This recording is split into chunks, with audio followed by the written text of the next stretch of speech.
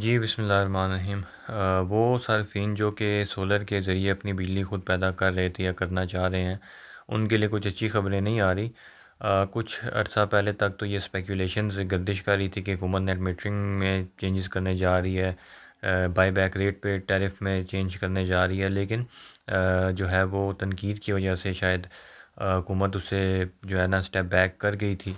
और बजट में भी काफ़ी सारी इस पे तो बात फ़ाइनल हो भी चुकी थी कि सोलर की जो तवानाई है उससे पैदा होने वाली बिजली पर जो है वो बाईबैक रेट जो है उसको कम किया जाएगा। लेकिन ऐसा हो नहीं पाया था उस वक़्त, जबकि हुकूमत ख़ुद ये बयानात देती है कि हम रिन्यूएबल एनर्जी या शमसी तवानाई को प्रमोट करते हैं ताकि ज़्यादा से ज़्यादा लोग इसको अपनाएं, और माहौल दोस्त है और काफ़ी सारी चीज़ें हैं। लेकिन हुकूमत अपने जो है ना वो इस वक्त ख़ुद फंस चुकी है, क्योंकि हुकूमत की अपनी बिजली कंजम्पशन जो है ना वो कम हो चुकी है।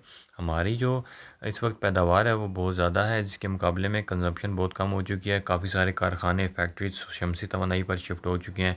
इसके अलावा डोमेस्टिक जो सार्फिन हैं वो भी शमसी तवानाई की तरफ जा रहे हैं, जिसकी वजह से हुकूमत परेशान है कि उनकी अपनी बिजली की जो प्रोडक्शन है ना वो इतनी ज़्यादा हो चुकी है, और मुल्क में इसकी खपत जो है वो बहुत कम है, यूज़ बहुत कम है।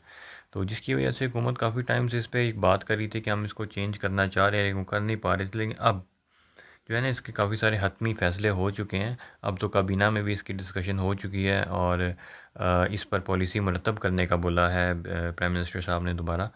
तो इसमें तो चेंजेस तो आएंगे, और चांस तो ये है कि जो हमारा टैरिफ था आई थिंक 20 या 22 रुपये था, जिस पे बाईबैक रेट था, जो कि शमसी तवानाई के सार्फिन से हुकूमत पर यूनिट लेती थी, ख़रीदती थी, उसको कम किया जा रहा है। उसको ऑलमोस्ट 50% लेस किया जाएगा। मे बी 11 रुपये 30 पैसे या 11.5 तक चांसेस है कि वो हो जाएं।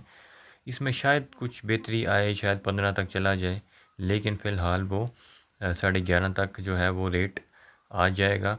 इसके अलावा जो है नेट मीटरिंग जो है, जो नए सार्फिन ने जो ग्रीन मीटर जिसे कहते थे वो लगवाना चाह रहे थे, उस उनके लिए भी एक अच्छी खबर तो नहीं है। अब जो है AMI या AMR ऑटोमेटिक मीटरिंग जो है, रीडिंग जो है वो मीटर जो है अब हुकूमत इसको जो है वो लगाएगी। इसको क्या पूरे पाकिस्तान में ही लगेंगे। उसमें होगा ये कि जो ग्रीन मीटर थे उसकी जगह वो रिप्लेस हो जाएंगे, जिसकी वजह से नेट मीटरिंग की कॉस्ट बढ़ जाएगी।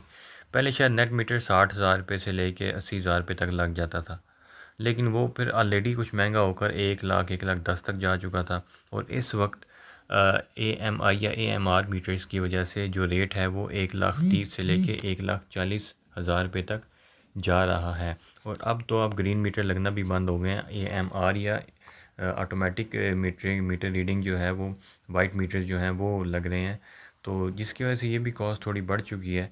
तो इस वक्त सूरत हाल ये है कि एक तो हमारा टैरिफ कम होने जा रहा है, और इसके बाद नेट मीटरिंग की कॉस्ट बढ़ने जा रही है। लेकिन वो सार्फिन जिन्होंने ऑलरेडी नेट मीटरिंग यूज़ कर रहे थे, उस पर इस चीज़ का फ़र्क नहीं पड़ रहा अब तक की इत्तलात के मुताबिक। वो एज़ इट इज़ अपनी यूजेज जारी रखेंगे, उनको उसी रेट पर मिलेगा जिस रेट पर वो ऑलरेडी लाइक जिस रेट पर वो सेल कर रहे थे ऑलरेडी उसी रेट पर सेल करेंगे। जो नए कस्टमर्स हैं उन पर ये लागू होगा, जो भी कानून होगा। लेकिन अभी तक कुछ हतमी नहीं है। लेकिन पहले की जो अब तक की ख़बरें यही थी कि जब तक जो नेट मीटरिंग ऑलरेडी हुई हुई है वो एज़ इट इज़ चलेगी। तो लेकिन इस पर भी हुकूमत पॉलिसी मुरतब कर रही है, अभी कुछ फ़ाइनल नहीं है, लेकिन लेट्स सी। बाकी है कि एक चीज़ तो कंफर्म है कि रेट कम होगा, टैरिफ 11 से 12 रुपये के दरमियान, और नेट मीटरिंग की कॉस्ट भी बढ़ चुकी है ऑलरेडी, दैट इज़ फाइनल।